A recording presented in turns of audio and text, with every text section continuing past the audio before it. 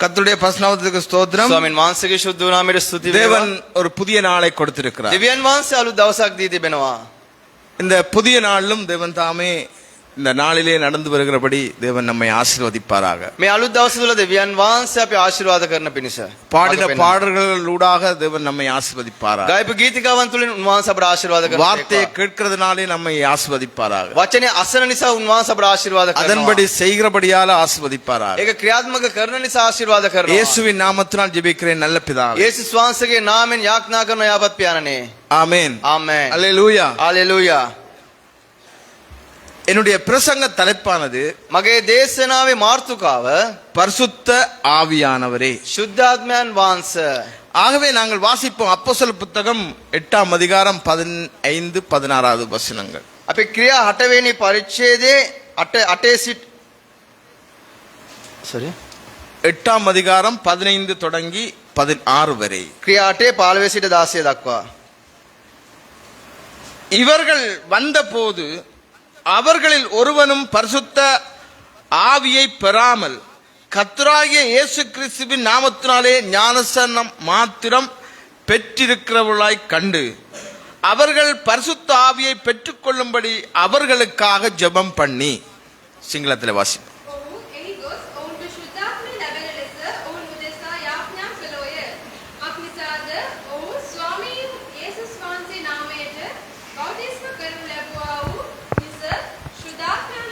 තුරු ඔවුන්ගේ කිසිවෙකු කෙරෙහි පැමිණි තිබුණේ නැත. இன்றைய கிறிஸ்தவத்தில் பரபரப்பும் உலக வாழ்விலும் மேலோட்டமாய் வாழுகிற வாழ்வை வெறுத்து අද කිතුණුවන්ගේ තිබෙන්නා වූ කලබල ජීවිතයක් ක්‍රිස්තුස් වහන්සේ තුල තිබෙන්නා වූ ඒ ජීවිතයත් අද පිටස්තර ආකාරයකින් තිබෙනවා. பரிசுத்த ஆவியின் உதவியோடு வாழ கற்றுக்கொள்ளுவோம். සුද්ධාත්මයන් වහන්සේගේ උපකාරය සමග ජීවත් වන්නට ඉගෙන ගමු.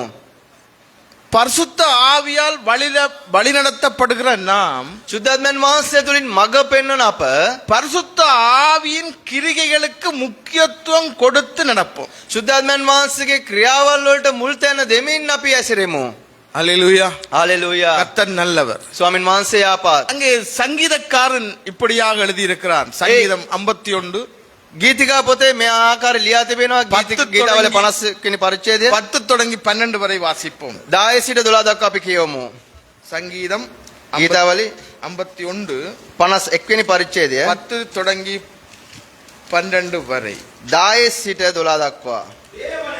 தேவனே சுத்த இருதயத்தை என்னிலே சிருஷ்டியும் நிலைவரமான ஆவியை என் உள்ளத்திலே புதுப்பியும் உமது சமூகத்தை விட்டு என்னை தள்ளாமலும் உமது பரிசுத்த ஆவியை என்னிடத்திலிருந்து எடுத்துக் கொள்ளாமலும் இரும். 12 உமது இரட்சணியத்தின் சந்தோஷத்தை திரும்பவும் எனக்கு தந்து உற்சாகமான ஆவி என்னை தாங்கும்படி செய்யும். දෙවියන් වහන්සේ පවිත්‍ර සිතක් මා තුළ මැවුව මැනව. ස්ථීර ආත්මයක් මා තුළයි අලුතෙන් සෑදුව මැනව. ඔබ ඉදිරියෙන් මා බැහැර නොකළ මැනව. ඔබගේ ශුද්ධාත්මය මාගෙන් පහ නොකළ මැනව. ඔබගේ ගැලවීමේ ප්‍රීතිය මට නැවත දුන මැනව. නිදහස් ආත්මයකින් මා දැරුව මැනව. நாம் இயேசு கிறிஸ்துவின் இரத்தத்தாலே கழுவப்பட்ட போதே අපි යේසු ක්‍රිස්තුස් වහන්සේගේ රුධිරයෙන් සේදුන මොහොතේ தேவனுடைய ஆவியை பெற்றிருக்கிறோம். දෙවියන් වහන්සේගේ ආත්මය ලබා ගත්තා. தேவனுடைய ஆவியினாலே வாழ்ந்து கொண்டும் இருக்கிறோம். දෙවියන් වහන්සේගේ ආත්මය තුලින් අපි ජීවත් වෙනවා. இன்றைக்கு உள்ள பரபரப்பான உலகத்திலே නමුත් අද තිබෙන්නා වූ අවුල් සාගත වූ ලෝකයේ තුල பரபரப்பாய் ஓடுகிற வாழ்விலும் ඒ කලබල වූ ජීවිතයක් දුවන්නා වූ ජීවිතය තුල அப்பப்ப மறந்து போய் வாழுகிற மக்களாய் இருக்கிறோம். විටෙන් විට අමතක කරන්නා වූ සෙනගක් ලෙස සිටිනවා. சுயநலம் தான் முக்கியம் என்று ஓடிக்கொண்டிருக்கிறோம். අපේ මමත්වය ශක්තිය තුලින් අපි දුවමින් ඇසිරෙනවා. பட நாங்கள் மறந்து போய் நடந்து கொண்டிருக்கிறோம். මග පෙන්වන්නා වූ කාරණාව තුල අපි අමතක කරමින් අපි ගමන් ஆகவே කරනවා. என்னுடைய முதலாவது குறிப்பு මගේ පළවෙනි කරුණ නම් பரிசுத்த வாழ்வில் ஆவியானவருடைய அவசியம் வேண்டும். සුද්ධාත්මයන් වහන්සේගේ ක්‍රියාව අපට වැදගත්. அங்கே அப்போஸ்தலர் புத்தகம் 8ஆம் அதிகாரத்தை நாங்கள் திருப்பிக் கொள்வோம். திரும்பவும் ක්‍රියා 8 වෙනි පරිච්ඡේදය නැවත පෙරලා ගමු. 8ஆம் அதிகாரம் 22வது வசனத்திலே வாசிப்போம். 8:22 පොඩ්ඩක් කියවමු. ஆகையால் நீ உன் துர்க்குணத்தை விட்டு மனம் திரும்பி தேவனை நோக்கி வேண்டிக்கொள். ஒருவேளை உன் இருதயத்தின் எண்ணம் உனக்கு மன்னிக்கப்படும்.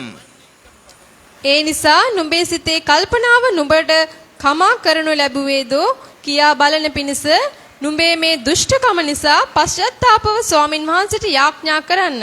ஆகவே நம்முடைய வாழ்க்கையில பாவத்தை வெறுக்கும் துணிவு வேண்டும்.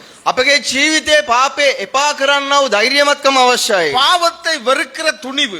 ඒ පාපේ එපා කරන්නා වූ ධෛර්යමත්කම. பாவத்தோடு நடக்கிறதற்கல்ல, පාපයත් සමග ගමන් කරන්න නොවේ. පාපத்தை- ධෛර්යමත්කමක් අවශ්‍යයි. அங்கே புத்தகம் 3:8 வாசிப்போம். மீகா புத்தகம் 3:8 புத்தகம் 3:8 මේක 3:8 விரைவாய் வாசிப்போம். நானோ யாக்கோபுக்கு அவன் மீறுதலையும் நானோ யாக்கோப்புக்கு அவன் மீறுதலையும் இஸ்ரவேலுக்கு அவன் பாவத்தையும் இஸ்ரவேலுக்கு அவன் பாவத்தையும் அறிவிக்கும்படி கர்த்தருடைய ஆவி கர்த்தருடைய ஆவி அருளிய பலத்தினாலும் நியாயத்தினாலும் பராக்கிரமத்தினாலும் நிரப்பப்பட்டிருக்கிறேன். அல்லேலூயா. Hallelujah. ஆகவே பாவத்தை எதிர்த்து நிற்கிற ஒரு அறிவு வேண்டும் நமக்கு. එම නිසා පාපේ එපා කරන්නා වූ දැනගැනීමක් අපිට තිබිය යුතුයි. நம்முடைய வாழ்க்கையில பாவம் அழிவை கொண்டு வருகிறதா இருக்கிறது. අපගේ ජීවිතයේ පාපය අපේ විනාශයට ලක් කරනවා. பாவம் தேவ ஆவியானவரை துக்கப்படுத்துகிறதா இருக்கிறது. පාපේ දේව ආත්මයන් වහන්සේට දුක් දෙන කාරණාවක් அங்கே සිදෙනවා. எபேசியர் 4:30 பார்க்க மீட்கப்படும் நாளுக்கென்று முத்திரையாய் கொடுக்கப்பட்ட ஆவியானவரை நாங்கள் துக்கப்படுத்துகிறவராய் இருக்கிறோம். එපිස 4 තියා අපිට බලන්න පුළුවන් ආත්මයන් වහන්සේ අපේ මුද්‍රා කරලා උන්වහන්සේගේ කාරණාවන් තබා இன்றைக்கு දෙනවා. பரபரப்பாய் ஓடிக்கொண்டிருக்கிற இந்த வாழ்க்கையில ஆவியானவர் நாளுக்கு நாள் எங்களோடு கூட வாழ வேண்டிய ஒரு கட்டாயத்தில் இருக்கிறார். අද කලබලෙන් දුවන්නා වූ මේ ජීවිතය තුළ ආත්මයන් වහන්සේ අප සමග සිටින්නා වූ කාරණාවක් ලෙස තිබෙනවා. அதை விட நம்முடைய உழைப்போ அல்லது வேற எந்த முயற்சியா இருந்தாலும் நமக்கு பலன் தருகிறவர் ஆவியானவரா இருக்கிறார். අපගේ රැකියාව වැටුප මොන කාරණාව තිබුණත් අපට ශක්තිය දෙන්නේ ආත්මයන් වහන්සේ. உடல் பலத்தை விட தேவ பலம் முக்கியமா இருக்கிறது. ශරීරයේ බලයට වැඩිය දිව්‍යන් වහන්සේගේ බලය වැදගත්. சகரியா 4:6 சொல்லப்பட்டிருக்கிறது, தேவனுடைய பலத்தினாலும் அல்ல பராக்கிரமத்தினாலும் அல்ல தேவனுடைய ஆவியினாலே ஆகும் என்று சொல்லப்பட்டிருக்கிறது. සකරි 4:6 කියන බලයෙන්වත් හැකියාවෙන් හොඳ නෙවෙයි දිව්‍යන් වහන්සේගේ ආත්මෙන් සියල්ල அப்ப කරන්න පුළුවන්. நாளாந்த எங்களுடைய வாழ்க்கை தேவ ஆவியானவருக்கு ஒரு முக்கியத்துவம் கொடுக்க வேண்டியதா இருக்கிறது. දිනපත අපේ ජීවිතය තුළ ආත්මයන් වහන්සේට මුල් තැන දිය යුතුයි. அங்கே நான் முதலே சொல்லி இருக்கிறபடி මම පෙතෙමෙන් කිව්වාසේ அங்கே பரிசுத்த ஆவியானவர் நம்முடைய வாழ்க்கையில் அவசியம். සුද්ධාත්මයන් වහන්සේ අපේ ජීවිතයට අවශ්‍යයි. சாட்சியாய் வாழ வேண்டி இருக்கிறது. සාක්ෂිමත් ජීවත් විය යුතුයි. அங்கே அப்போஸ்தலர் 1:8 சொல்லப்படுகிறது, ක්‍රියා 1:8 කියනවා நீங்கள் உலகத்தின் கடைசி பரியந்தம் வரைக்கும். මේ ලෝකේ අන්තිම දක්වා அங்கே 17 நாடுகள் அங்கே குறிப்பிடப்பட்டிருக்கிறது. දේශවන් 17ක් ඒ அந்த ස්ථානවල සරසු කරලා තිබෙනවා. 17 நாடுகள், அந்த சுற்றி உள்ள மக்கள் அந்த நாட்களிலே அதிசயத்தை கண்டார்கள். ඒ දේශයන් 17 අවට තිබෙන මනුෂ්‍යයන් ඒ මහිමය දැක්කා. அந்த நாட்களிலே சாட்சி பல இடங்களுக்கு பரம்பினது. ඒ දවස්වල උන්වහන්සේගේ සාක්ෂිය බොහෝ ස්ථානය තුල ගමන් කරා. இன்றைக்கு நம்முடைய வாழ்க்கை இந்த பரபரப்பாய் ஓடிக்கொண்டிருக்கிற இந்த நேரத்திலே நம்மை குறித்த சாட்சி எப்படி ஆகி இருக்கிறது? අද අපි කලබලෙන් දුවන්නව අපගේ ජීවිතය තුළ අපගේ සාක්ෂිය ගැන කොයි ආකාරද තිබෙන්නේ? இன்றைக்கு பரிசுத்த ஆவியானுடைய அவசியம் அல்லாமலே வாழ்ந்து கொண்டிருக்கிறோம். අද සුද්ධාත්මයන් වහන්සේගේ අවශ්‍යතාවයක් නැතුව අපි ජීවත් වෙමින් நாங்கள் සිටිනවා. ஆவியிலே பிறந்தோம், අපි පාපයත් සමග ඉපදුනා. ஆனால் மாமிசத்திலே நடந்து கொண்டிருக்கிறோம். නමුත් මාංශයෙන් අපි ඇසිරෙනවා. ஆவியிலே பிறந்திரமும் සෝරි අපි ආත්මයෙන් ඉපදුනා. ஆனால் மாமிசத்தில் ஓடிக்கொண்டிருக்கிறோம். අපි මාංශයත් සමග දුවනවා. அருமையான தேவனுடைய பிள்ளையே, යාපත් දේව සමගනේ ஆவியானவருடைய அவசியம் நாளாந்தம் தேவை. ආත්මයන් වහන්සේගේ උපකාරය දිනපතාම අවශ්‍යයි. நாங்கள் இந்த இடத்திலே வந்து ஆவிக்குரிய பாடல்களை பாடுகிறோம். අපි මේ ස්ථානට ඇවිල්ලා ආත්මික ගීතිකාවන් ගායනා කරනවා. பரவசம் அடைகிறோம். අපි ඒකෙන් ජොලිතභාවයක් ලබනවා. ஆனால் எங்களுடைய வாழ்க்கையில ஆவியானவருடைய பரவசம் நாளாந்தம் நிமிடங்கள் நாட்கள் நிமிஷங்கள் எல்லாம் எப்படி ஓடிக்கொண்டிருக்கிறது? අපගේ ජීවිතවල සුද්ධාත්මයන් වහන්සේගේ ක්‍රියාවන් දිනපතා උන්වහන්සේගේ කාරණාවන් කොහොමද දිවගෙන යන්නේ? அந்த அப்போஸ்தலர் 8ஆம் அதிகாரத்தை நீங்க வீட்டுல போய் வாசிச்சு கொள்ளுங்க. ඒ ක්‍රියා 8 වෙනි පරිච්ඡේදය ඔබ නිවසට ගිහලා කියවලා திரும்ப திரும்ப බලන්න. அந்த அதிகாரத்தை வாசிங்க. ඔබගේ පරිච්ඡේදය කියවලා බලන්න. வேற எந்த காரியத்தினாலும் ஆவியானவரை நாங்க எந்த விதத்திலும் பெற்றுக்கொள்ள முடியாது. වෙන කිසිම කාරණාවක් තුළ සුද්ධාත්මයන් ஆவியானவரை தேவனுடைய ஆவியானவர் நம்மோடு இருக்கத்தக்கதாய் நம்முடைய வாழ்க்கை பரிசுத்தம் தேவையா இருக்கிறது. ආත්මයන් වහන්සේ දෙවියන් වහන්සේගේ ආත්මයන් වහන්සේ අප සමග සිටින පිණිස අපගේ ජීවිතයේ சாட்சி தேவையா இருக்கிறது. සාක්ෂිකම අවශ්‍යයි. உடல் பலத்தை விட தேவ பலம் அவசியமா இருக்கிறது. ශරීරයේ ශක්තියට දෙවියන් වහන්සේගේ බලය අවශ්‍යයි. ஆகவே தேவனோடு சார்ந்து வாழுகிற ஒரு வாழ்க்கை ඒ தேவை. නිසා දෙවියන් වහන්සේ මත රඳා පවතිනා වූ ජීවිතයක් අවශ්‍යයි. சில நேரம் பாவம் என்று உணராமலே வாழ்ந்து கொண்டிருக்கிறோம். හැම මොහොතේම පාපයක් කියලා දැනෙන්නේ නැති ජීවිතය තුළ ගත කරමින් எச்சரிப்பு ඉන්නවා. வருகிற போது மனம் திரும்புதல் அவசியமா இருக்கிறது. අපි උන්වහන්සේගේ අභිමුඛයට පසුතැවීමට අවශ්‍යයි. கர்த்தர் நல்லவர். ආමෙන්. ස්වාමීන් වහන්සේ ආපත්. அல்லேலூயா. ஹalleluya. அல்லேலூயா. ஹalleluya. தேவன் நல்லவராகவே இருக்கிறார். දෙවියන් වහන්සේ යාපත්ව සිටිනවා. இரண்டாவது காரியம், දෙවෙනි කරුණ නම් பரிசுத்த வாழ்விலே நமது நன்மைக்காகவே ஆவியானவர். සුද්ධාත්මයන් වහන්සේ අපගේ ජීවිතය තුළ යාපතට සිටිනවා. நமது நன்மைக்காக. අපගේ යාපත උදෙසා. நம்முடைய வாழ்விலே அவர் எப்பொழுது நன்மைக்காகவே இருக்கிறார். අපේ ජීවිතයේ යාපත උදෙසා උන්වහන්සේ ஆகவே සිටිනවා. நம்முடைய வாழ்க்கையை சரிப்படுத்த வேண்டியதா இருக்கிறது. අපේ ජීවිතය අරිගැසිය යුතුයි. அருமையான தேவனுடைய பிள்ளையே, යාපත් දේව දරුවනේ அங்கே வாசித்துக் கொள்வோம். අපි කියවමු அப்போஸ்தலர் 8:24 வாசிப்போம். ක්‍රියා 8:24. 8:24 அப்போஸ்தலர் 8:24. அதற்கு சீமோன், அதற்கு சீமோன், நீங்கள் சொன்ன காரியங்களில் நீங்கள் சொன்ன காரியங்களில் ஒன்றும் எனக்கு நேரிடாதபடிக்கு எனக்காக கர்த்தரை வேண்டிக் கொள்ளுங்கள் என்றான். සීමෝන් උත්තර දෙමින් නුඹලා කීවා වූ දෙන් කිසිවක් මා කරා නොපැමිණෙන පිණිස මා උදෙසා ස්වාමින් වහන්සේට යාඥා කරන්න කීවේය. அல்லேலூயா. හalleluya. அல்லேலூயா. හalleluya. அங்கே ஆவியானவரால் எச்சரிக்கப்பட்ட போது, ආත්මයන් වහන්සේ තුලින් තරවටු කරනු ලබන මොහොතේදී பேதுருவால் எச்சரிக்கப்பட்ட போது, පේදුරු තුලින් තරවටු කරන பேதுரு මොහොතේදී வார்த்தையை சொன்ன போது පේදුරුවේ වචනේ කියන මොහොතේදී உடனே அவன் என்ன சொல்லுகிறான்? ඉතා විගසව මොනවද කියන්නේ? நீங்கள் சொன்ன காரியங்கள் ஒன்றும் நேரிடாதபடி எனக்காக கர்த்தரை வேண்டிக் கொள்ளுங்கள். ඔබ කියන කාරණාවන් මා තුළට නොපෙනෙන පිණිස ස්වාමින් වහන්සේ තුල මට යාඥා කරන්න. வார்த்தையினாலே கண்டித்து உணர்த்தப்படுகிற போது, වචනය තුලින් තරවටු කරන මොහොතේදී வார்த்தை கண்டித்து உணர்த்தப்படுகிற போது ඒ වචනේ තරවටු කරලා අඟවන මොහොතේදී நாங்கள் மனம் மாற வேண்டி இருக்கிறது. අපි පසුතැවිලිය විය යුතුයි. நம்முடைய வாழ்வில் நன்மைக்காக, අපේ ජීවිතේ යාපත උදෙසා அழிவிலே போகக்கூடாது. විනාශය කරා යන්න හොඳ නැහැ. அழிவு போகக்கூடாது. විනාශයට යන්න හොඳ அங்கே නැහැ. 22 இப்படி சொல்லப்படுகிறது, 22 මේ ආකාරයෙන් ප්‍රකාශ நீ කරනවා. உன் துர்க்குணத்தை விட்டு மனம் திரும்பி, නුඹගේ ඒ துர்க்குணத்தை නපුරෙන් පස්තාප් වෙලා துர்க்குணத்தை விட்டு மனம் ඒ திரும்பி, දුෂ්ටකමෙන් පස්තාප් වෙන්න. உன்னுடைய வாழ்க்கையை நீ மாற்று. ඔබගේ ජීවිත ඔබ වෙනස් කරගන්න. எச்சரிப்பு வருகிற போது நமக்கு ஒரு உணர்வு தேவையா இருக்கிறது. තරවාටුවක් කෙන මොහොතේ ඒ කාරණා අපට ඇඟෙන්න අවශ්‍යයි. யோவான் 16:13 යෝවාන් 16:13 දී அங்க உணர்வை கொடுக்கிற ஒரு ஆவியானவர் எங்களோடு இருக்கிறார். ඒ ඇඟීම දෙන්නව ආත්මයන් වහන්සේ අප සමග நம்முடைய සිටිනවා. வாழ்விலே உணர்வை தட்டி எழுப்புகிற ஆவியானவர் இருக்கிறார். ඒ අපේ ජීවිතේ ඇඟීම දෙන්නව ආත්මයන් වහන්සේ සිටිනවා. ஆவியானவர் நம்முடைய வாழ்க்கையில் அவசியம். ආත්මයන් වහන්සේ අපේ ජීවිතයට அவர் நமக்கு අවශ්‍යයි. நன்மை செய்கிறார். උන්වහන්සේ අපට යාපත அந்த කරනවා. வார்த்தையினாலே நம்மை திரும்பவும் தேவனிடத்தில் திருப்புகிறவராய் ඒ இருக்கிறார். වචන තුලින් නැවත දෙවියන් වහන්සේ කෙරේ අරවනවා. அந்த வார்த்தையினாலே திரும்பவும் தேவனிடத்தில் மனம் திரும்ப தேவன் உதவி செய்கிறார். ඒ වචන තුලින් නැවත ස්වාමින් වහන්සේ තුල පසුතැවිලි වෙන්න උපකාර කරනවා. ஒன்றும் எனக்கு நேரிடக்கூடாது. කිසිවක් මා වෙතට එන්න හොඳ නැහැ. எனக்காக கர்த்தரை வேண்டிக் මා கொள்ளுங்கள். උදෙසා ස්වාමින් වහන්සේට යාඥා කරන්න. வசனம் வருகிற போது நாங்கள் வசனத்துக்கு பயப்பட வேண்டியவர்கள். වචනේ පැමිණෙන මොහොතේදී වචනට බිය විය යුතුයි. தேவனுடைய வார்த்தை දෙවියන් වහන්සේගේ වචනය. அது தேவனுடைய வார்த்தை. ඒක දෙවියන් වහන්සේගේ மனுஷ වචනය. வார்த்தை இல்ல, தேவனுடைய வார்த்தை. මනුෂ්‍යයාගේ වචනය නෙවෙයි දෙවියන් වහන්සේගේ வார்த்தை වචනය. வருகிற போது வார்த்தைக்கு பயப்பட வேண்டும். වචනේ පැමිණෙන මොහොතේදී වචනට බිය විය යුතුයි. சின்னவர் சொன்னா என்ன, பெரியவர் சொன்னா என்ன, කුඩා කෙනෙක් කිව්වොත් මොකෝ වැඩිමාල්ලෙක් කිව්වොත් මොකෝ? யாரா இருந்தாலும் வார்த்தைக்கு பயப்படுவோம். කවුරු වුණත් වචනයට බය වන්න. அந்த இடத்துல நாங்க உணர்வு உள்ளவர்களாய் மாற வேண்டியிருக்கிறது. ඒ ස්ථානයේ ඇඟීමක් තියෙන ලෙස අපි වෙනස් විය යුතුයි. ஜெபத்துக்கு அவர் உதவி செய்கிறார். යාඥාවට උපකාර කරනවා. ஜெப வாழ்வுக்கு உதவி செய்கிறார். යාඥා ජීවිතයට උපකාර කරනවා. ரோமர் புத்தகம் 8ஆம் அதிகாரம் 26 27 வாசியுங்கள். රෝම 8:26 පොඩ්ඩක් කියවන්න. ரோமர் 8:26. රෝම 8:27.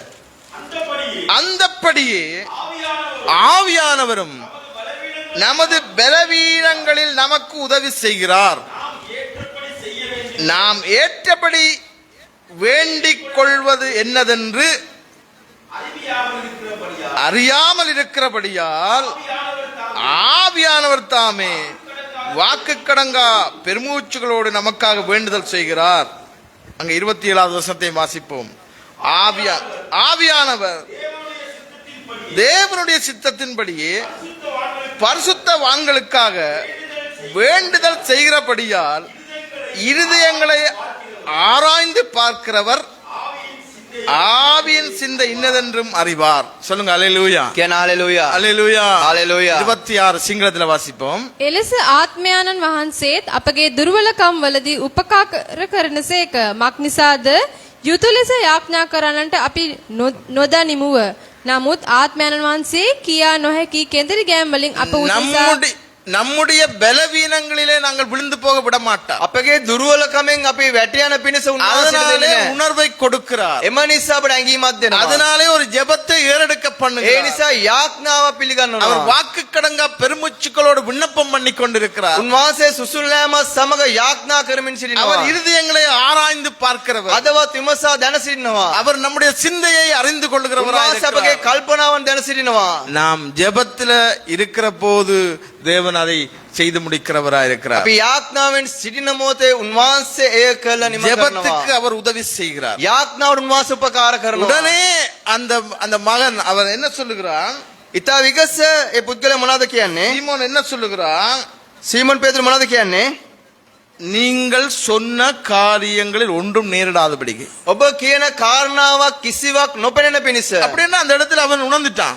ඒ ස්ථානයේ උඩ ඒක ඇඟ ஒரு වුණා. சிறிய ஜெபத்தை எடுக்கிறான். කුඩා යාඥාවක් ඔබ இப்படி எனக்கு පිළිගන්නවා. ஒன்றும் நேரிடக்கூடாது ஆண்டவரே. කිසිම විපතක් එන්න හොඳ නැහැ ස්වාමිනේ. அந்த இடத்துல அவன் மனம் திரும்புகிறதை காண்கிறோம். ඒ ස්ථානයේ පසුතැවිලීම දකින්නට அந்த පුළුවන්. இடத்திலே அவனுடைய காரியத்தை பார்க்கிறோம். ඒ ස්ථානයේ කාරණාව තුල දකින්නට පුළුවන්. தனக்கு விரும்பினபடி தன்னுடைய காரியங்களே முயற்சி செய்த ஒரு மனுஷன், තමා වෙනස් වෙන පිණිස තමගේ කාරණාවන් තුල උත්සාහවන්ත කරපු මිනිසෙක්. தேவனுடைய விருப்பத்தின்படி அல்ல, දෙවියන් වහන්සේගේ කැමැත්ත ලෙස தன்னுடைய නොවේ. விருப்பத்தின்படி ஜெபிச்ச ஒரு மனுஷன். තමාගේ කැමැත්ත ලෙස යාඥා அப்படி කරපු ஒரு පුද්ගලයෙක්. நாளும் அந்த ஜெபங்கள் ஏறெடுக்கப்படாது. කිසි කාලක ඒ යාඥාව පිළිගන්නේ නැහැ. தேவனுடைய சித்தப்படி நாங்கள் ஜெபிக்க வேண்டிய, දෙවියන් වහන්සේගේ කැමැත්ත ලෙස අපි යාඥා කළ தேவனுடைய යුතුයි. சிந்தையை அறிந்து ஜெபிக்க வேண்டிய, දෙවියන් වහන්සේගේ කල්පනාව තුළ ඉඳලා යාඥා කළ යුතුයි. பரிசுத்த ஆவியின் உதவியோடு ஜெபிக்க வேண்டிய. දෙවියන් වහන්සේගේ ආත්ම උපකාරය සමග அருமையான යාඥා කළ தேவனுடைய යුතුයි. பிள்ளையே, இது எங்களுடைய வாழ்க்கையில முக்கியமா இருக்கிறது, நன்மை செய்கிறதா இருக்கிறது. දේව සෙනගනේ මේ කාරණා අපගේ ජීවිතය තුළට වැදගත්. அவர் எங்களை இன்னும் சத்தியத்திலே நடத்துகிறவராய் இருக்கிறார். උන්වහන්සේ තාම සත්‍යතාවෙන් අපි අසුරනවා. அவர் சத்தியத்திலே எங்களை வழி நடத்துகிறவராய் இருக்கிறார். සත්‍යය තුළ උන්වහන්සේ අපට මඟ පෙන්නනවා. தேவ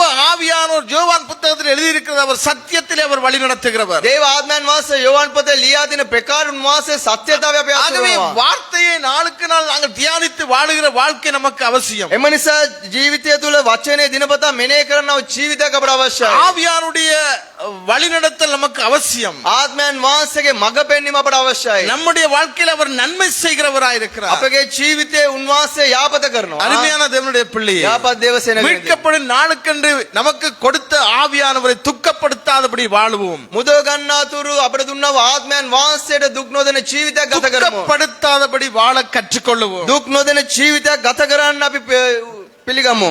தேவன் நல்லவர். දෙවියන් වහන්සේ යාපත්. அல்லேலூயா, හalleluya. அல்லேலூயா. හalleluya. தேவன் நல்லவராய் இருக்கிறார். දෙවියන් වහන්සේ යාපත් ලෙස සිටිනවා. சில இடங்களிலே நாங்கள் பார்க்கிறோம், සමහර ස්ථානවල අපිට දකින්න පුළුවන්. நமக்கு உணர்வு வந்தா என்ன, අපිට කෑම ආවොත් මොකෝ? உணர்வு வந்தால், ඇඟීමක් ආවොත් මොකෝ? உணர்வு வந்தா ඇඟීම உணர்த்தப்படுகிறோம். අපිට ඒක අංගවනු ලබනවා. அதற்கான பரிகாரத்திலே நாங்கள் தொடர்ந்து நடப்பதில்லை. ඒකට අවශ්‍ය කරන ප්‍රතික්‍රියාව තුල අපි නැවත ඇසිරෙන්නේ නැහැ. இந்த இடத்தோடு சில நேரம் அப்படியே கடந்து போயிடும். මේ කාරණාවත් සමග සමහරේ කාලය පසු அது කරනවා. நம்முடைய வாழ்க்கையிலே தொடர்ந்து வராமலேயே விட்டு விடுகிறது. ඒක අපගේ ජීවිතේ නොකඩවා ලැබෙන්නේ නැති කාරණාවක් ලෙස තිබෙනවා. அங்கே சங்கீதக்காரன் தாவீது சொல்லுகிறார் 51 ඒ ගීතාවලි පොතේ දාවිත්තුම ඇටෙක් වෙන පරිච්ඡේදය කියනවා. ஆண்டவரே தொடர்ந்து மென்னோய் வழி நடத்துங்க, ස්වාමිනී නොකඩවා මට මඟ පෙන්වන්න. தொடர்ந்து வழி நடத்துங்க, නොකඩවා මඟ පෙන්වන්න. தொடர்ந்து என்னோடு கூட இருங்க, නොකඩවා මා සමග සිටින්න. என்ன தள்ளி விடாதீங்க, මාව තල්ලු කරන්න என்னுடைய එපා. பலவீனத்தில் என்ன விட்டுறாதீங்க. ස්වාමිනී මගේ දුර්වලකම මාව අත්හරින්න එපා. கெஞ்சுகிற தன்மையை பார்க்கிறோம், ඔව් පින්සෙඩු වෙන කාරණාවක් அந்த දකින්න පුළුවන්. வேண்டுதலை பார்க்கிறோம், ඔහුගේ ඉල්ලීම දකින්න පුළුවන්. தன்னுடைய பாவத்தை உணர்ந்தவனாய் இருக்கிறதை பார்க்கிறோம். තමාගේ පාපේ අඟවගත්ත මනුස්සයෙක් ලෙස දකින්න அந்த පුළුවන්. ஆவியானவரால் தான் திரும்பவும் தனக்கு ஒரு புதிய உயிர் கிடைக்கும் என்பதை காண்பிக்கிறார். ආත්මයන් වාසය තුලින් තමයි නැවත ප්‍රාණවත් වීමක් ලැබෙනවා කියලා පෙන්නනවා. அந்த ஆவியானவர் தான் அவனுக்கு ஒரு புதிய வாழ்வை கொடுப்பார் என்று அவனுடைய வாழ்க்கையில் அவன் எண்ணிக்கொண்டிருக்கிறான். ඒ ආත්මයන් වාසය තමයි ඔහුගේ ජීවිතේට අලුත් කාරණාවක් දෙන්නේ කියලා උඩ දැන සිටිනවා. அதனாலே அந்த வார்த்தையை அந்த இடத்திலே அவன் ஜெபிக்கிறதை காண்கிறோம். ඒ නිසා ඒ වචන තුලින් ඔහු යාඥා කරන එක දකින්නට පුළුවන්. அவராலே தான் நமக்கு நன்மை. ඒ නිසා තමයි අපට යාපත. அந்த வார்த்தையினாலே தனக்கு அந்த வாழ்க்கையிலே தனக்கு நன்மை இருக்கிறதை காண்பிக்கிறார். ඒ වචනය තුල තමගේ ජීවිතේට යාපත තියෙනවා කියලා විශ්වාස කරනවා. சொல்லுங்க அல்லேலூயா. කියන හලෙලූයා. அல்லேலூயா. හලෙලූයා. அவர் நமக்கு நன்மை செய்கிறவர். උන්වහන්සේ අපට යාපත කරන්නව அவர் දෙවියන් நமக்கு වහන්සේ. நன்மைக்காகவே வந்திருக்கிறார். උන්වහන්සේ යාපත උදෙසාවිත් තිබෙනවා. அவர் நம்முடைய வாழ்க்கைக்கு நன்மைக்காகவே தேவ ஆவியானவர் இருக்கிறார். උන්වහන්සේ අපගේ ජීවිතේට යාපත උදෙසා දේව ආත්මයන් වහන්සේ இந்த සිටිනවා. உலகத்திலே இயேசு கடந்து போன போது எங்களுக்காக கொடுக்கப்பட்ட பெரிய பொக்கிஷம் ஆவியானவர். මේ ලෝකයේ දෙවියන් වහන්සේ යන මොහොත අපට දුන්නව මාතු ත්‍යාග්‍යනම් ආත්මයන් වහන්සේ. அவர் உங்களை கைவிட மாட்டார். උන්වහන්සේ ඔබ අතාරින්නේ නැහැ. சத்தியத்திலே நடத்துவார். සත්‍යතාවය අසුරනවා. சத்தியத்திலே அவர் உங்களை நடத்துவார். සත්‍යතාවය ඔබ මඟ පෙන්නනවා. சொல்லுங்க அல்லேலூயா. කියන හලෙලූයා. தேவன் நல்லவர். දෙවියන් වහන්සේ ආපාත. ஆமென். ආමේන්. ஆகவே முதலாவது நம்முடைய வாழ்க்கையில அவர் அவசியமா இருக்கிறார். පෙතමින් උන්වහන්සේ අපේ ජීවිතේ අවශ්‍යතාවය. இரண்டாவது அவர் நன்மைக்காகவே இருக்கிறார். දෙවෙනි කාරණා උන්වහන්සේ යාපත උදෙසා සිටිනවා. மூன்றாவது காரியம் තුන්වෙනි කරුණ නම් பரிசுத்த வாழ்வில் நம்மை மேன்மைப்படுத்துகிறவராயிருக்கிறார். සුද්ධ ජීවිතය තුළ උන්වහන්සේ අපේ උසස් කරන්නා වූ දෙවියන් වහන්සේ. நம்முடைய வாழ்க்கையில் அவர் அவசியமா இருந்தார். අපේ ජීවිතයේ උන්වහන්සේට අපේ ජීවිතය තුළ උන්වහන්සේට අවශ්‍ය නම් நம்முடைய வாழ்க்கையில் அவர் நன்மை செய்கிறவராயிருக்கிறார். අපේ ජීවිතය තුළ උන්වහන්සේ යාපත කරනවා. நன்மை செய்கிறதோடு விட்டுவிடவில்லை, යාපත කරන කාරණාව තුළ நன்மை විතරක් ඇතේ නෑ. நம்மை மேன்மைப்படுத்துகிறவராயிருக்கிறார். අපේ උසස් කරන ලෙස සිටිනවා. அங்கே வாசிப்போம் 8 அப்போஸ்தலர் 8:29 வாசிப்போம். ක්‍රියා 8:29 කියවමු. 8:29 ஆவியானவர் நீ போய் அந்த இரதத்துடனே சேர்ந்து கொள் என்று பிலிப்புடனே சொன்னார். එවිට ආත්මයන් වහන්සේ පිලිප්ට කතා කොට නුඹ මේ රථය ළඟට ගොස් එක්වන්නයි කීසේක. பிலிப்பை அங்கே நடத்துகிறவராய் இருக்கிறார். පිලිපේ ඉස්සනේ මඟ පෙන්වන දෙවියන් அங்கே වහන්සේ என்ன සිටිනවා. செய்கிறார்? ඒ ඉස්සනේ මොනවද நீ කරන්නේ? போய் அந்த ரதத்துடனே சேர்ந்து கொள் என்று சொல்லுகிறார். නුඹ ගිහලා ඒ රථයේ සමග එකතු වෙන්නේ නැහැ කියලා කියනවා. அடுத்த வசனத்தை வாசிப்போம். ඊළඟ පදයට කියවමු. அப்பொழுது பிலிப்பு ஓடிச் சென்று சேர்ந்து அவன் ஏசாயா தீர்க்கதரிசியின் ஆகமத்தை வாசிக்கிறதை கேட்டு நீர் வாசிக்கிறவைகளின் கருத்து உமக்கு தெரியுமா என்றான். පිලිප් ඔහු ළඟට දිව ගොස් අනාගත කතෘ යෙසයා පොත ඔහු කියවනවා අසා නුඹ කියන දේ නුඹට තේරෙනවාදයි ඇසුවේය. ஆவியானவர் ஒரு நன்மைக்காகவே செயல்படுகிறவர். ආත්මයන් වහන්සේ යාපතක් උදෙසා ක්‍රියාත්මක වෙනවා. ஆவியானவர் நம்முடைய மேன்மைக்காய் செயல்படுகிறவர். ආත්මයන් වහන්සේ අපගේ උසස් වීම උදෙසා ක්‍රියාත්මක ஆகவே වෙනවා. தம்முடைய காரியம் நிறைவேறும்படிக்கு තමාගේ කාරණාව ඉටු වෙන පිණිස ஒரு மனுஷனை அவர் பயன்படுத்துகிறார். එක් මිනිසෙක් උන්වහන්සේ පාවිච්චි ஏன்னா කරනවා. வேதத்தை குறித்த ஒரு வெளிச்சம் நமக்கு தேவை. වචනය තුලින් අපට ආලෝකයක් අවශ්‍යයි. வார்த்தை குறித்து நமக்கு ஒரு வெளிச்சம் தேவை. වචනය තුලින් අපට ආලෝකයක් අවශ්‍යයි. நாங்கள் நாளாந்தம் வேதத்தை வாசிக்கிறோம். අපි දිනපතා වචනය කියවනවා. சில நேரம் அதனுடைய அர்த்தங்கள் தெரிவதில்லை. සමහර විට ඒක අර්ථය අපට දැනෙන්නේ නැහැ. ஆரம்ப நாட்களிலே எங்களுக்கு இந்த ஏசாயா புத்தகம் என்று சொன்னால் ආරම්භ කාලයේදී මේ ඉසායා පොත කියලා කියන මොහොතේදී வேற எந்த புத்தகமா இருந்தாலும் වෙන ඕනම පොතක් වුණත් தலை சுத்திரமாய் தான் இருக்கும். අපිට ඔළුව කැරකෙන ආකාරය තමයි இது තිබෙන්නේ. அங்கேயே என்ன சொல்லுது இங்க என்ன சொல்லுது ஒன்றும் புரியல. එතන මොනවද කියන්නේ මෙතන මොනවද කියන්නේ කිසිවක් තේරෙන්නේ சில නැහැ. நேரம் நமக்கு புரியாது. සමහර විට අපිට තේරුම් ගන්න ஆகவே බෑ. நம்முடைய வாழ்க்கையில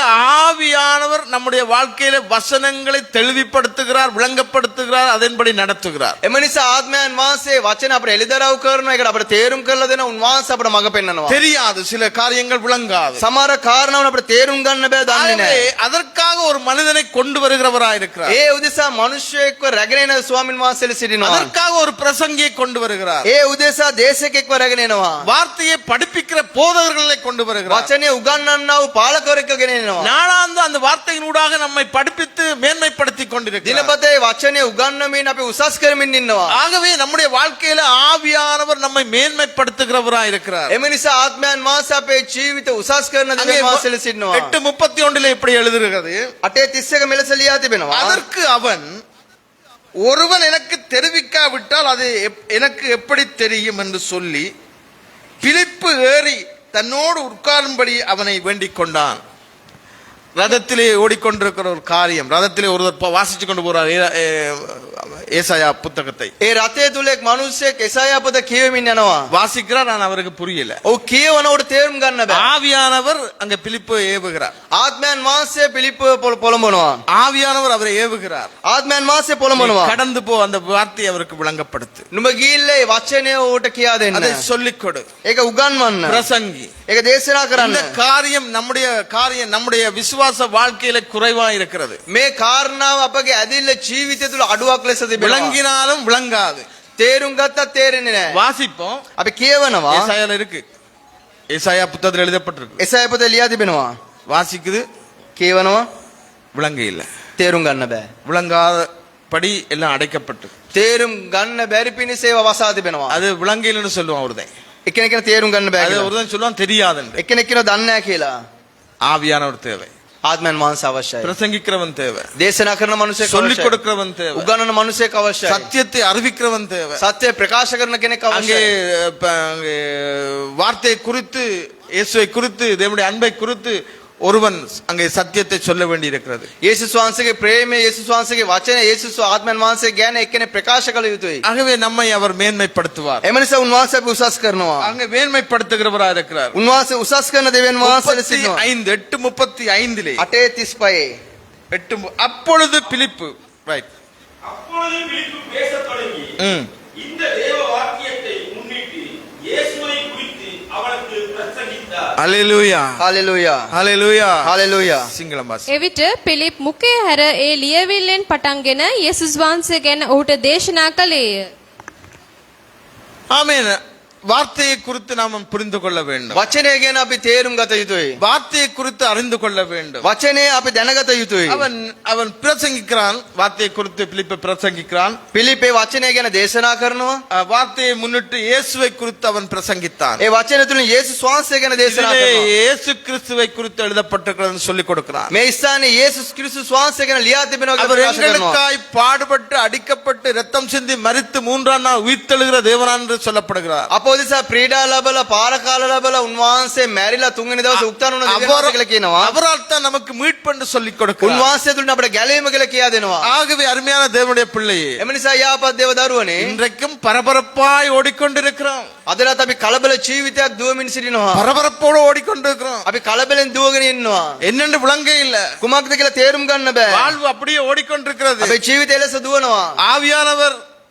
ஆவியானவரை வாஞ்சிச்சு ஓடுகிற வாழ்க்கையை விட்டு பரபரப்பாவே ஓடிக்கொண்டிருக்கிறோம். ආත්මයන් වහන්සේ ප්‍රිපාසිත ජීවිතයක් නැතුව අපි කලබල ජීවිතයක් දුවමින් ඉන්නවා. ஏதோ வாசிக்கிறோம், නිකන් කියවනවා. ஒண்ணும் விளங்க இல்ல. කිසිම දෙයක් තේරුම් ගන්න බෑ. ஆவியானவர், சொல்லுங்க ஆமென், කියන ආමෙන්. நாளாந்த நம்முடைய வாழ்க்கையில தேவை. ආත්මයන් වහන්සේ දිනපත අපේ ජීවිතයට අවශ්‍යයි. அவர் நமக்கு நன்மை செய்கிறவராய் இருக்கிறார். උන්වහන්සේ අපට යාපත කරන්නව දෙවියන් වහන්සේ. அவர் நம்மை மேன்மைப்படுத்துகிறவராய் இருக்கிறார். උන්වහන්සේ අපි උසස් කරන්නව දෙවියන් වහන්සේ.